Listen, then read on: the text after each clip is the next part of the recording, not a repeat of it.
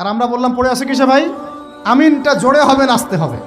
হাতটা আমি এখানে বাঁধবো না, এখানে বাঁধবো না, এইখানে বাঁধবো না, এইখানে বাঁধবো। আর কিছু মানুষের ওয়াজের টপিক এইগুলা, মানে ইখতলাফি মাসআলাগুলোকে নিয়ে বাহাস করতে চায়। আরে ভাই, যেগুলাতে ইখতলাফ আছে মাসআলায়, সেগুলো নিয়ে তো বাহাস হয় না। এটা তো ইখতলাফি মাসআলা, ফিকহি ইখতলাফি মাসআলা। এটারও দলিল আছে, দেখা যাবে এটারও দলিল আছে। কোনোটার খুব বেশি শক্ত, কোনোটার একটু কম, কোনোটা একটু জয়ীফ, কোনোটা একটু জাল, বা কোনোটা হাসান, বা কোনোটা মুতাওয়াতির পর্যায়ে, এরকমই হবে হয়তো। আমরা পড়ে আছি এইখানে। কিছু মানুষকে আমার এটা বুঝতে 10 বছর লাগছে। কিছু মানুষকে সমাজে লেলিয়ে দেওয়া হয়েছে, লাগিয়ে দেওয়া হয়েছে বাংলাদেশের মুসলমানকে এগুলোতে ব্যস্ত রাখার জন্য। তোমাদের চোখ খুলো, তোমাদের আকলের দরজা খুলো। যুবক ভাইরা, তোমরা চোখ খুলো।